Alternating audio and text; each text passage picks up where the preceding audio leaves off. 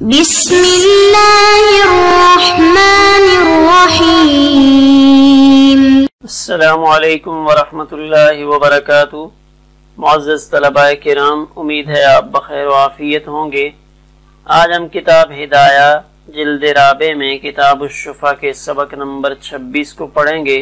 ہمارے سبق کی ابتدا قال ومن اشترى دارا بعرض کی عبارت سے ہوگی اور ہمارا سبق کما فی الضیوف کی عبارت پہ مکمل ہوگا۔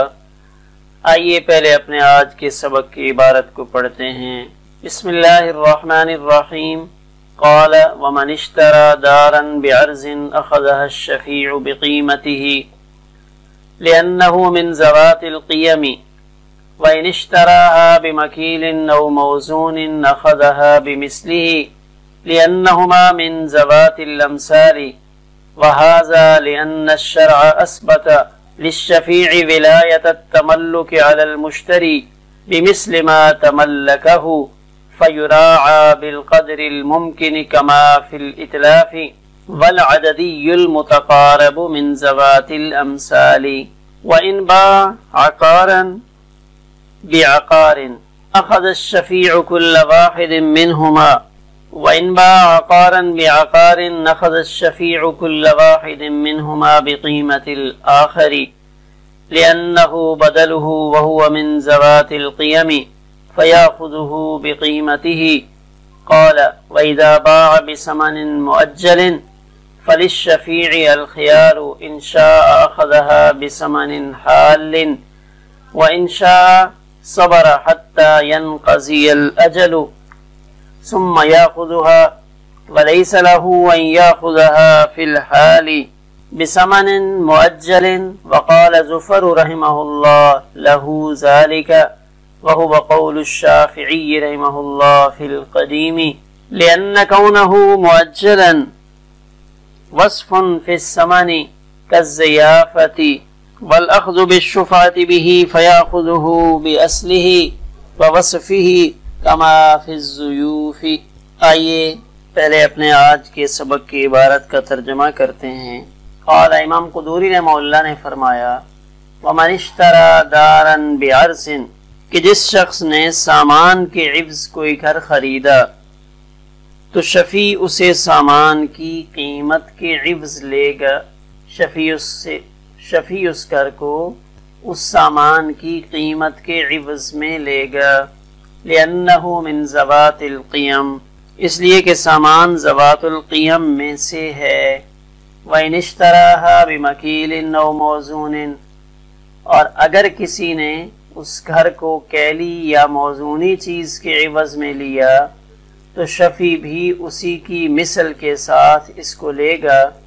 لأنہما، اس لیے کہ کیلی اور موزونی چیزیں ذوات الامثال میں سے ہیں۔ وہذا، شفیع اس کو اس کے مثل سے خریدے گا اس لیے کہ لأن الشرع اثبت للشفیع، شریعت نے شفیع کے لیے مشتری کے خلاف گھر کا مالک بننے کی ولایت ثابت کی ہے اسی کے مثل کے ساتھ جس کے ساتھ مشتری اس گھر کا مالک بنا ہے۔ فیراعی بالقدر الممکن، تو اتلاف کی طرح بقدر ممکن اس کی رعایت کی جائے گی۔ والعددی المتقارب من ذوات الامثال، اور عددی متقارب بھی ذوات الامثال میں سے ہی شمار کی جاتی ہیں۔ وَإِن بَاعَ عَقَارًا بِعَقَارٍ، اگر کسی نے زمین کے بدلے کوئی زمین بیچی تو أخذ الشفیع كل واحد منهما بقیمت الآخر، تو شفیع ان میں سے ہر ایک کو دوسری کی قیمت کے بدلے میں لے گا، اس لیے کہ ہر ایک دوسرے کا بدل ہے۔ وَهُوَ مِن ذَوَاتِ الْقِيَمِ، اور وہ ذوات القیم میں سے ہے، لہذا شفیع اس کی قیمت کے بدلے میں اسے لے گا۔ قال وَإِذَا بَاعَ بِثَمَنٍ مُؤَجَّلٍ، امام قدوری رحمہ اللہ فرماتے ہیں اگر کسی نے ادھار ثمن کے عوض اپنا گھر فروخت کیا، ثمن معجل میں اپنا گھر بیچا، تو شفیع کو اختیار ہے اگر چاہے تو نقد سمن دے کر وہ مکان لے لے، وَإِنْ شَاءَ صَبَرَ، اور اگر چاہے تو صبر کرے، حَتَّى يَنْقَضِيَ الْأَجَلَ، تاکہ مدت پوری ہو جائے، ثُمَّ يَأْخُذُهَا، پھر اس کے بعد وہ اس مکان کو لے لے، وَلَيْسَ لَهُ أَن يَأْخُذَهَا فِي الْحَالِ بِثَمَنٍ مُؤَجَّلٍ، شفیع کو فی الحال ادھار سمن کے عوض وہ مکان لینے کا اختیار نہیں ہے۔ وقال زفر، امام زفر رحمہ اللہ کا فرمان ہے کہ شفیع کو ادھار سمن میں فی الحال وہ مکان لینے کا حق حاصل ہے۔ وَهُوَ قَوْلُ الشافعی رحمہ اللہ فی القدیم، یہی امام شافعی رحمہ اللہ کا قدیم قول ہے۔ لِأَنَّ كَوْنَهُ مُعَجَّلًا وَصْفٌ فِي الثَّمَنِ، اس لیے کہ سمن کا معجل ہونا کھوٹا ہونے کی طرح ایک وصف ہے، اور شفع میں سمن ہی کے بدلے میں لینا ہے۔ وَالْأَخْذُ بِالشُّفَعَةِ، اور شفع کے ذریعے مکان کو لینا بھی سمن کے عوض میں ہی ہوگا۔ فَيَأْخُذُهُ بِأَصْلِهِ، لہذا شفیع مبیع کو سمن کی اصل اور اس کے وصف کے ساتھ لے گا، کما فی الزیوف، جیسا کہ زیوف دراہم میں ہوتا ہے۔ آئیے اب اپنے سبق کی تشریح کو دیکھتے ہیں۔ ہمارے آج کے سبق میں ذوات القیم، ذوات الامثال، عددی متقارب، یہ تین اصطلاحات آ رہی ہیں۔ ذوات القیم ہمارے روزمرہ کے استعمال میں سے وہ چیزیں کہ اگر ان میں سے کوئی چیز ضائع ہو جائے تو اس کا زمان جس کیفیت سے آتا ہے، اس زمان کی کیفیت کے اعتبار سے ان کو عام طور پہ دو حصوں میں تقسیم کرتے ہیں۔ بعض چیزیں ذوات القیم کہلاتی ہیں، قیمت والی، اور بعض چیزیں ذوات الامثال کہلاتی ہیں کہ ان کا مثل دیا جاتا ہے۔ تو اگر ذوات القیم میں سے کوئی چیز ضائع ہوتی ہے، جیسے بکری، مرغی، کسی کی بکری کسی نے مار ڈالی یا کسی کی مرغی کسی نے گاڑی کے نیچے دے دی، تو اب بکری اور مرغی چونکہ ذوات الامثال میں سے نہیں ہیں، ہر بکری میں فرق ہے، کوئی بکری راجن پوری نسل کی ہوگی تو وہ ₹1,00,000 کی ہے، کوئی عام کسی اور علاقے سے تعلق رکھتی ہے تو اس بکری کی قیمت کم ہوگی۔ تب ان چیزوں کے اندر قیمت کو دیکھا جاتا ہے اور قیمت کے ذریعے سے زمان لازم کیا جاتا ہے۔ یا ہاتھ کی بنی ہوئی مختلف چیزیں، ایک ہی ہاتھ کی اگرچہ دو چیزیں بنی ہوئی ہوں تو ان کے اندر فرق موجود ہوتا ہے، تو ہاتھ سے بنی ہوئی چیزیں وہ بھی اگر کسی نے کسی کی خراب کر ڈالی، مثلا ایک جرسی ہاتھ کی بنی ہوئی تھی، تو اب اگر کوئی اس کو جلا ڈالتا ہے تو دھاگا جل گیا، ختم ہو گیا، تب اس کا مثل لازم نہیں ہوگا، بلکہ اس کی قیمت لازم ہوگی کہ اس جیسی انہی دھاگے کی بنی ہوئی جرسی، اس کی قیمت کتنی ہے، تو اس کے مناسب قیمت لگا کر اس سے تاوان لیا جائے گا۔ دوسری ذوات الامثال کہ زمان میں جس کا مثل لازم ہوتا ہو۔ اب ذوات الامثال کے اندر کیلی موزونی چیزیں، گندم، چاول، یہ ساری چیزیں ذوات الامثال ہیں۔ گندم کے سارے دانے ایک دوسرے کے ساتھ ملتے جلتے ہیں، چاول ملتا جلتا ہے۔ یا اسی طرح جدید دور میں آج کل فیکٹری کا بننے والا مال، تو فیکٹریوں کے اندر سانچے موجود ہوتے ہیں اور اس ایک سانچے سے ایک جیسی ہزاروں چیزیں تیار ہوتی ہیں۔ جیسے ایک ماڈل کا اگر فریج بنا ہے تو وہ صرف ایک فریج نہیں بنے گا، بلکہ اس ماڈل کے 1000 فریج، 5000 فریج تیار کیے جائیں گے، تب یہ ذوات الامثال ہیں۔ تو اگر ایک ہی ماڈل کا کوئی فریج کسی کا خراب کرتا ہے تو اب اس پر اس کا مثل لازم ہوگا کہ وہی ماڈل نمبر اور وہی کمپنی اسی فیکٹری کا بنا ہوا فریج وہ لا کر اس کو دے دے۔ تو آج کل فیکٹریوں کے سانچے میں بننے والی اشیاء کہ ایک ہی سانچے میں جتنی چیزیں بن رہی ہیں، چاہے وہ 1,00,000 تک کی تعداد یا اس سے بھی زیادہ پہنچ جائے، وہ سب ذوات الامثال ہے۔ اسی طرح ایک اور لفظ ہمارے یہاں استعمال ہوتا ہے عددی متقارب، عددی گنتی کے حساب سے بکنے والی چیزیں جو قریب قریب ہوں۔ تو عددی کے اندر دو طرح کی چیزیں ہوتی ہیں، ایک وہ ہوتی ہیں جن کے اندر قرب پایا جاتا ہے، یعنی بالکل ملتی جلتی ہوتی ہیں، تو عددی متقارب اور عددی متفاوت۔ کچھ عددی ایسی ہوتی ہیں جن کے اندر بہت زیادہ فرق ہوتا ہے، جیسے خربوزے، تربوز، تو سائز دونوں کے اندر بڑا بڑا کوئی 10-12 کلو کا تربوز ہوگا اور کوئی 2 کلو کا ہوگا. اسی طرح خربوزہ وہ بھی ایسے ہی ہیں.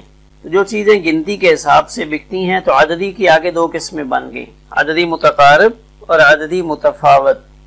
ایسے عددی جو ایک دوسرے کے ساتھ ملتی جلتی ہوں، قریب قریب ہوں، جیسے بادام ہو گئے، انڈے ہو گئے، اخروٹ ہو گئے، یہ عددی متقارب ہیں. اور کچھ عددی متفاوت ہوتی ہیں.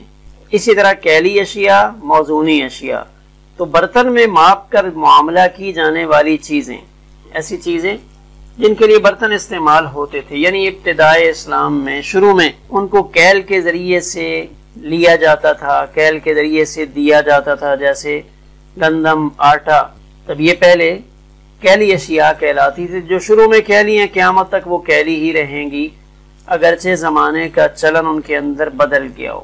جیسے آج ہمارے ہاں گندم اور آٹا یہ دونوں وزنی میں شمار ہوتے ہیں، لیکن اصولاً یہ برتن کے اندر ماپ کر کے ایک ڈبہ بھر کے، جیسے ہمارے ہاں پنجاب کے علاقوں کے اندر پنجابی میں ٹوپا کی ایک اصطلاح رائج تھی، یا ٹین کے ایک ڈبے بنے ہوتے تھے، ان کے اندر ڈال کر یہ چیزیں لی اور دی جاتی تھی. یا جیسے ہمارے ہاں مٹی کا تیل ہے تو مٹی کا تیل اس کا ایک پیمانہ بنا ہوتا تھا، 1 لیٹر کا، 2 لیٹر کا، 1.5 لیٹر کا، 5 لیٹر کا، اس کے اندر ماپ کر پھر اس کو ڈالا جاتا تھا. ایسے ہی ہمارے ہاں آج ریت اور بجری ہے تو اس کے مخصوص سائز کے ڈبے بنے ہوتے ہیں، ان ڈبوں کے ذریعے کیل کر کے اس کو دیا جاتا ہے. یا جیسے دودھ ہے تو اس کو اگر ماپ کر دیا جائے تو یہ بھی ایک طرح سے کیلی ہے کہ ایک برتن کے اندر پیمائش کر کے اس چیز کو دیا جائے. تو دوسری چیزیں موزونی اشیاء، جن کا تعلق ترازو، کانٹے کے ساتھ ہے، جن کو وزن کر کے دیا جاتا ہے. تو اب ترازو ہر طرح کے مختلف ہیں. بڑی چیزیں تولنے کے لیے کمپیوٹرائز کانٹے جہاں گاڑیاں تلتی ہیں، پھر اس سے نیچے ترازو جس میں ہمارے ہاں عام روزمرہ کا سامان تلتا ہے، یا اس سے مزید نیچے آ جائیں تو انتہائی چھوٹے وزن اس کی پیمائش کے لیے ترازو وہ موجود ہوتے ہیں. جو ہمارے صراف ہیں، سونا چاندی ان کی خرید و فروخت کرنے والے، تو ان کے ہاں بہت انتہائی کم اور ہلکا وزن اس کی بھی پیمائش کی جاتی ہے. تب چینی، لوہا، لکڑی، سونا یہ موزونی اشیاء ہیں. تو ہمارے سبق کے اندر آج پہلے حصے کے اندر کہ اگر گھر سامان کے عوض فروخت ہو رہا ہو تو پھر اس کے اندر یا وہ سامان ذوات الامثال میں سے ہوگا یا ذوات القیم میں سے ہوگا. یہ 2 ہی حالتیں ہوں گی. اس کے ذریعے سے شفیع بھی اس گھر کو لے گا. مثال کے طور پہ مشتری نے وہ گھر گندم کی 200 بوریاں دے کر خریدا ہے، تو اب شفیع شفا کرے گا تو شفیع بھی گندم کی 200 بوریاں دے کر ہی اس پہ شفا کرے. یا دوسری صورت کہ وہ ذوات القیم میں سے ہوگا، مثلا اس نے 10 گائے دے کر ایک پلاٹ خریدا، تو شفیع اب اس پر بھی اصولاً 10 گائے ہی لازم ہیں کہ وہ بھی 10 گائے دے کر بذریعہ شفا اس پلاٹ کو لے لے. دوسری چیز کہ شریعت نے شفیع کو مشتری کی ملکیت پر اسی طرح قابض ہونے کا حق دیا ہے جس طرح مشتری نے وہ چیز حاصل کی ہے. یعنی شریعت نے اس بات کی پوری رعایت کی ہے کہ مشتری اگر چاندی کے دراہم کے عوض اس گھر کا مالک بنا ہے تو شفیع سے کہیں گے لاؤ بھائی چاندی کے دراہم. اگر مشتری ڈالر کے ذریعے سے یا ریال کے ذریعے سے اس گھر کا مالک بنا ہے تو شفیع کو اس کا پابند بنانے کی کوشش کی جائے گی. یعنی حتی المقدور اس بات کی کوشش ہوگی کہ جس چیز کو بطور ثمن مشتری نے بائع کے حوالے کیا ہے، شفیع بھی وہی چیز مشتری کے حوالے کرے اور وہ چیز مشتری کے حوالے کر کے بطور ثمن دے کر وہ مکان بذریعہ شفا لے لے.